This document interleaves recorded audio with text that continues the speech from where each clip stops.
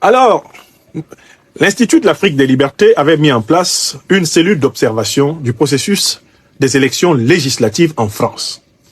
Et nous avons suivi ces élections, comme nous avons suivi les élections législatives européennes, en faisant toujours un parallèle entre ce qui se passe en France et ce qui se passe en Afrique. D'autant plus que l'élite politique française est responsable de la forme de système politique qui a régné dans plus de 15 pays africains depuis 1960. Nous avons amplement montré comment les maladies, les pathologies politiques observées en Afrique se sont à nouveau révélées à la source où elles ont été fomentées, imaginées pour les Africains, c'est-à-dire à Paris. Nous avions utilisé une image mathématique à l'époque. J'espère que vous vous en souvenez. Nous disions que, eh bien, l'image a rejoint l'antécédent. L'image de la France-Afrique a rejoint son antécédent. L'antécédent de la France-Afrique, c'est quoi?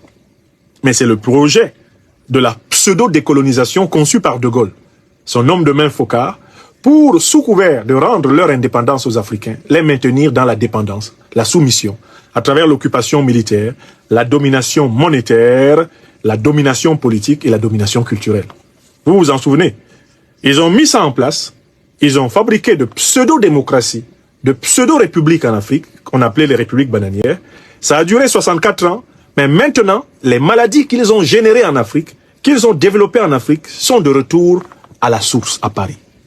Tous nous assistons à l'effritement, à l'effondrement du système politique français. Pour la première fois dans l'histoire politique de la Ve République, après les événements d'avril 1961, on parle de risque de coup d'État militaire en France. Et on en parle dans la presse officielle. Une opposante politique, Madame Marine Le Pen, accuse le président Macron de coup d'État administratif. Elle l'accuse d'être en train de renverser les institutions par des nominations ciblées et stratégiques dans l'administration, ayant pour but de contourner ses défaites électorales. Pour la première fois, la totalité du système politique français est menacée d'effondrement. De telle façon que il n'y a aucune aberration à dire que la France pourrait se retrouver dans les prochains jours dans une transition politique. Oui! On s'est moqué, les putschistes, les putschistes, les putschistes. La junte, la junte, la junte. Tous les mots qui ont été utilisés pour décrire les mots M-A-U-X en Afrique, ils sont de retour et ils correspondent aux réalités politiques parisiennes. Oui. Alors, M. Macron, après sa défaite le 9 juin à l'élection européenne, a décidé de tenter un coup de poker en dissolvant l'Assemblée nationale française. Il espérait, à travers cela, obtenir une majorité nouvelle. Parce que dans la législature précédente, il ne possédait pas de majorité absolue. Il avait du moins une majorité relative, avec pratiquement, largement plus de 200 députés. Près de 240 députés, près de 250 députés si je ne m'abuse. M. Macron a décidé de dissoudre l'Assemblée en prétendant obtenir une majorité législative au motif qu'il fallait empêcher les extrêmes d'arriver au pouvoir. Il a désigné comme étant les extrêmes, d'une part l'extrême droite, le Rassemblement national, et comme les extrêmes, eh bien, la France insoumise et plus largement le nouveau Front populaire, la gauche. Lui, Macron, espérait, en diabolisant le Rassemblement national, qui n'a pas besoin de cela pour être diabolique, en diabolisant la gauche, il espérait se présenter au centre comme un ange de lumière et être reconduit au Parlement français avec force et vigueur et avec une majorité élargie et renouvelée. Ce soir, les calculs de M. Macron s'avèrent un échec. Un échec total. Car il perd l'élection législative comme il a perdu l'élection européenne. Ce qui confirme qu'il n'est pas majoritaire politiquement dans ce pays. C'est un président minoritaire. qui sort des élections législatives européennes et nationales françaises battu 2 fois. Ça, c'est la première leçon. La deuxième leçon, c'est que dans le deuxième tour de cette élection, Macron a bénéficié d'une discipline politique que se sont imposées les familles politiques membres du nouveau Front populaire, les familles politiques de gauche.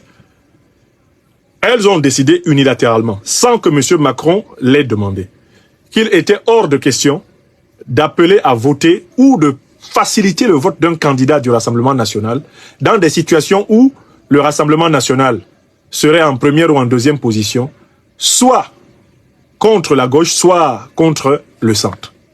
Donc, en fait, le nouveau Front populaire a refusé de faciliter la victoire dans le cadre des triangulaires du second tour des candidats du Rassemblement national. Ça n'a pas été le cas systématiquement pour les candidats d'ensemble ou Renaissance, le parti de M. Macron. Mais ça a été à peu près la même logique. Donc, Emmanuel Macron et son mouvement Ensemble, bénéficiant de ce réflexe de front républicain qui a été préconisé par le nouveau Front populaire contre le Rassemblement national, sauve un peu les meubles à l'occasion de ce deuxième tour en ayant entre 100 et 150 députés. Alors que le Rassemblement national de Mme Le Pen, qui était donné gagnant à tous les niveaux, qui était donné gagnant par tous les sondages, qui était donné première force, se retrouve à l'issue du deuxième tour, justement en raison de la discipline du nouveau Front populaire et du Front républicain du deuxième tour, eh bien, le perdant supplémentaire de cette élection de deuxième tour, c'est le Rassemblement national de Mme Le Pen, qui se retrouve classé 3e avec une situation d'environ entre 100 et 150 députés. Mais il y a une information importante.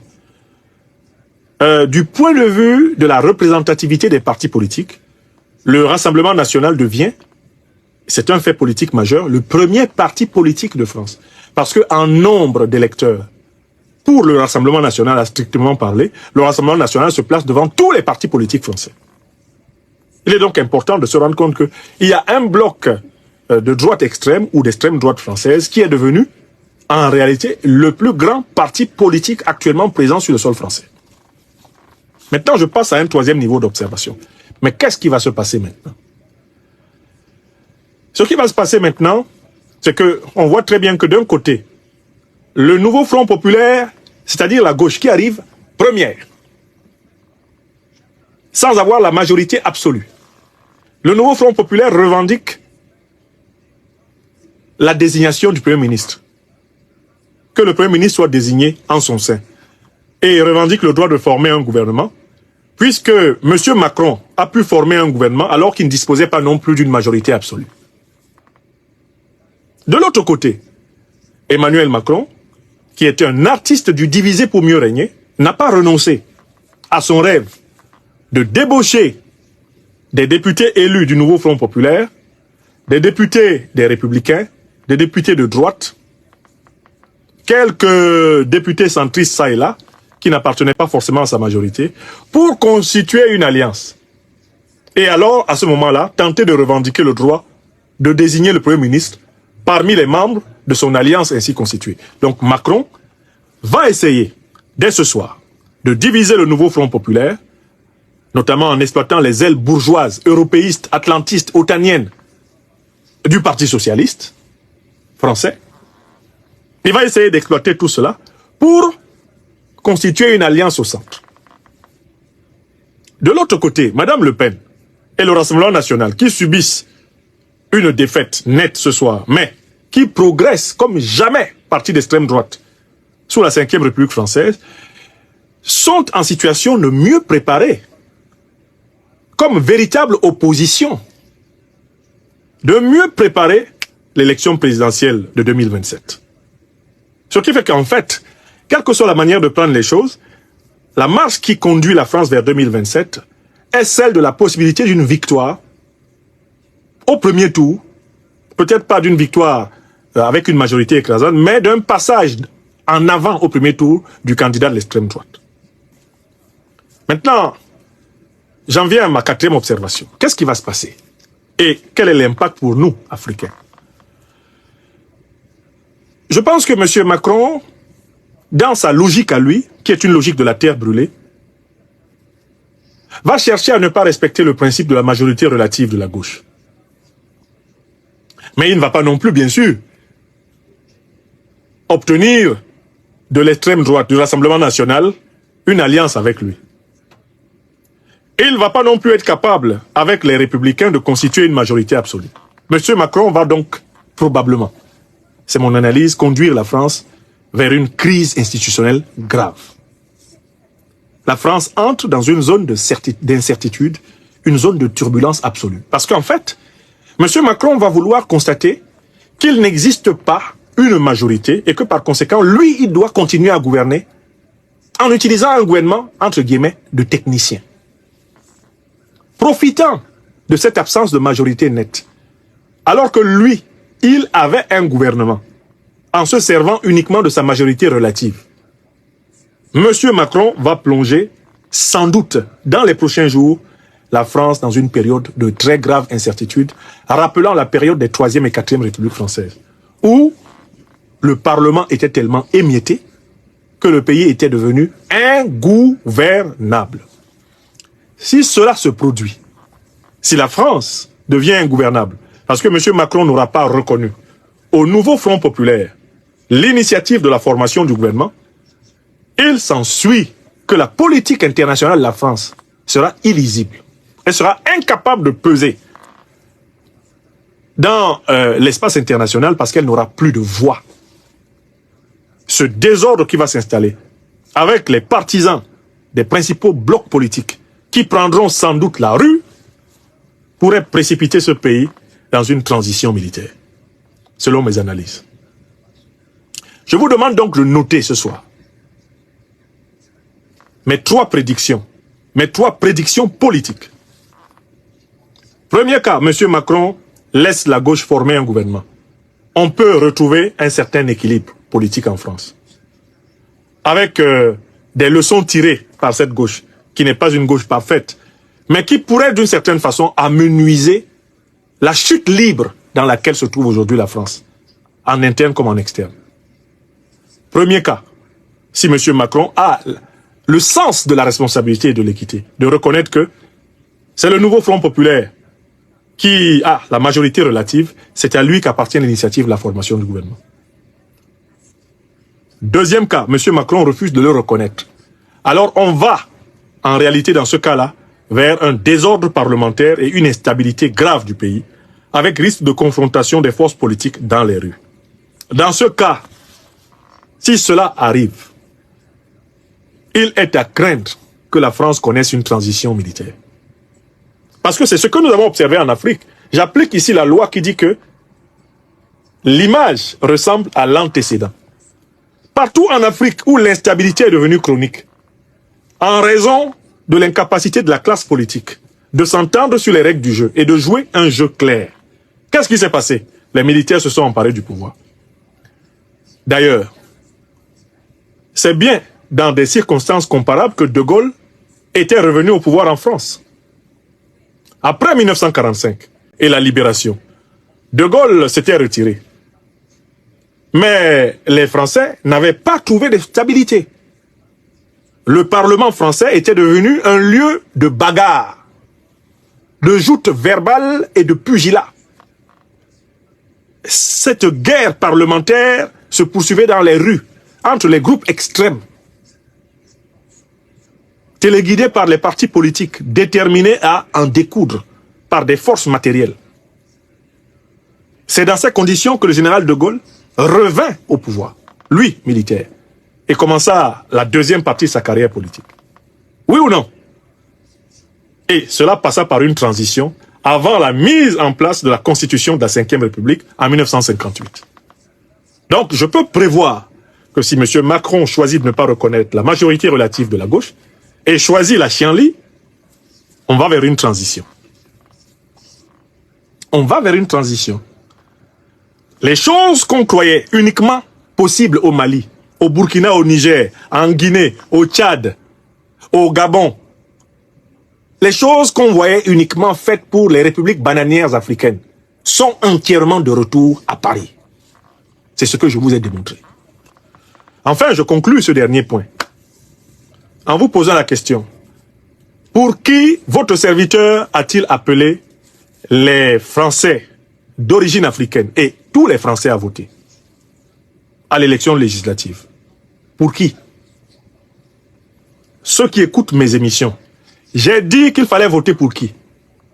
J'ai dit que les chances de restabiliser et de remettre un peu de sens à la politique française, pour moi, elles résidaient dans quel vote? J'ai dit que c'était dans quel vote?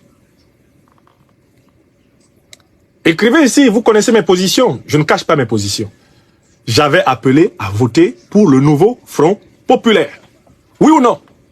Mais quelle est la force politique qui arrive première? Quelle est la force politique qui arrive première, finalement, à l'élection législative française? Le nouveau Front populaire, oui ou non? Est-ce que votre serviteur s'est trompé? C'est vous qui êtes ma force, parce que c'est vous qui témoignez pour ce que je dis. Je n'ai pas appelé à voter pour le nouveau Front populaire. Est-ce que je n'ai pas dit que la gauche française n'est pas parfaite? Qu'elle est encore amplement néocolonialiste et colonialiste, mais que dans cette gauche, il y avait des justes qui parlent pour l'Afrique, qui croient en l'Afrique et qui croient en la possibilité d'une Afrique souveraine, comme André Chassaigne, comme Jean-Paul Lecoq. N'ai-je pas dit que pour eux, pour ces justes de France, qui ont eu le courage de crier au nom et pour l'Afrique, je n'ai pas dit qu'il fallait voter Nouveau Front populaire? Eh bien moi, en tant que citoyen français, j'ai voté Nouveau Front populaire et j'ai appelé à voter Nouveau Front populaire. Parce que je vois très bien le risque qu'il y a de conduire un pays comme la France, qui a un passif lourd, vers une guerre civile. Le risque qu'il y a, pas simplement pour l'Europe, mais le risque qu'il y a pour le monde, qu'une guerre civile éclate ici. Vous qui êtes sur le continent africain, vous ne le voyez pas. Moi, je le vois. Une guerre civile dans un pays nucléaire, je ne sais pas si vous savez ce que ça veut dire. Depuis la Deuxième Guerre mondiale, est-ce qu'il y a eu une guerre civile dans un pays nucléaire? Un pays détenteur de l'arme nucléaire a-t-il été en guerre civile depuis la Deuxième Guerre mondiale? Je n'en connais pas. Hein? Donc, parfois on est assis en Afrique et on pense que la solution la plus intéressante, ce serait que les Français s'entretuent. Le problème, c'est que il y a un camp qui va s'emparer de l'arme nucléaire. Et quand on s'empare de l'arme nucléaire sur cette terre des hommes, nous sommes tous en danger. Nous sommes tous en danger. Donc quand j'ai appelé à voter pour le nouveau Front populaire, c'est parce que le nouveau Front populaire a en son sein des hommes et des femmes qui ont tiré des leçons. Je ne compte pas sur eux pour libérer l'Afrique. L'Afrique se libère elle-même. Je ne crois pas que la France libère l'Afrique. Je sais que l'Afrique se libérera elle-même et elle le fait. D'accord? Mais, dans une élection comme celle-là, il fallait regarder où se trouvent les justes qui parlent pour nous. Où sont les justes qui parlent pour nous? Même s'il y en a deux. Dans un camp, je vote pour eux. Donc, je ne vous ai pas menti. Au premier tour, vous pensiez que le Rassemblement national allait tout rafler. Mais je vous ai dit que le vote de raison, le vote vraiment de vision pour nous, Africains de France, c'était le nouveau Front populaire. Oui ou non? Bon, voilà. Au deuxième tour, la gauche passe devant. Donc, au moins, même là, sur l'analyse de l'élection française, vous pouvez me créditer de sérieux. Je ne vous ai pas dit n'importe quoi. Beaucoup d'entre vous étaient convaincus. J'ai vu que vous avez écrit sur vos pages Facebook, YouTube. Ah non, le Rassemblement national va gagner. Je vous ai dit non.